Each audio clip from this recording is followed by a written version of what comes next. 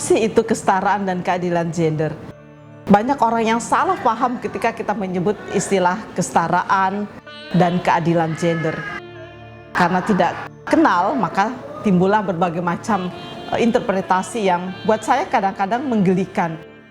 Bahkan ada orang yang mengatakan bahwa kesetaraan gender itu adalah sebuah faham yang datang dari barat untuk mengubah laki-laki menjadi perempuan, perempuan menjadi laki-laki.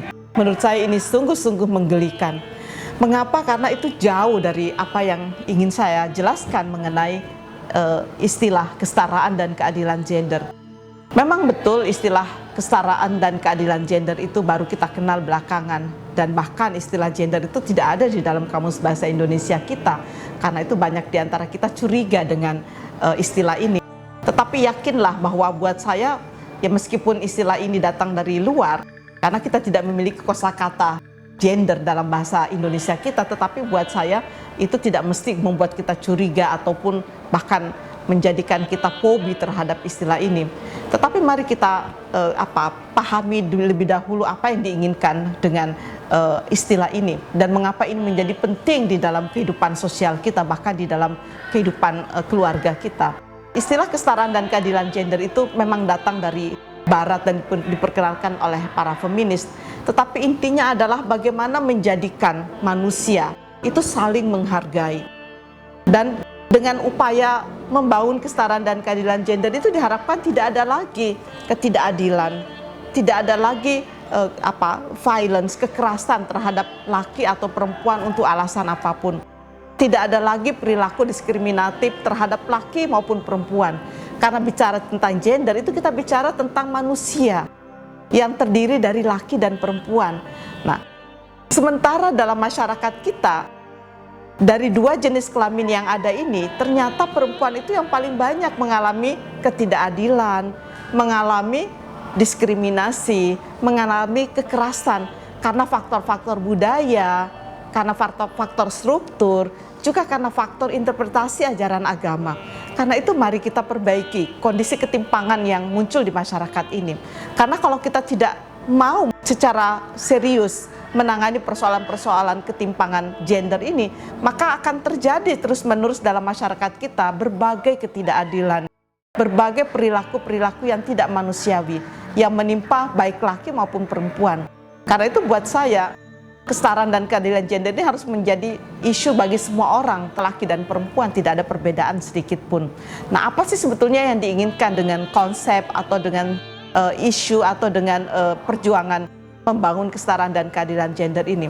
Yang pertama adalah menegakkan kesamaan, kesederajatan, sehingga laki dan perempuan itu sama-sama bisa bekerja sama, bisa bergandeng tangan, membangun keadilan dalam masyarakat, dalam keluarga misalnya.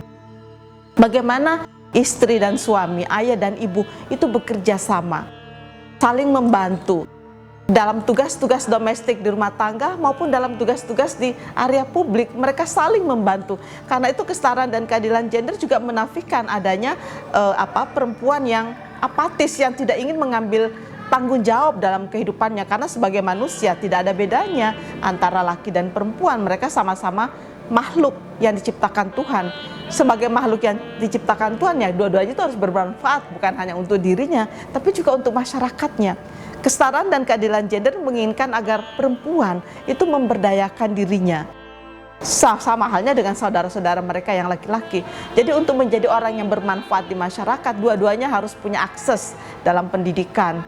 Keduanya juga harus punya akses untuk menambah keterampilan sebagai modal sosial dalam kehidupan di masyarakat. Nah, di dalam kehidupan keluarga, suami dan istri, ayah dan ibu, anak laki-laki dan anak perempuan itu sama-sama bertanggung jawab dalam tugas-tugas domestik di rumah tangga, sehingga pekerjaan-pekerjaan domestik itu tidak menjadi beban bagi para perempuan semata. Dan inilah yang terjadi di masyarakat kita. Kalau keduanya itu melakukan tugas-tugas domestik secara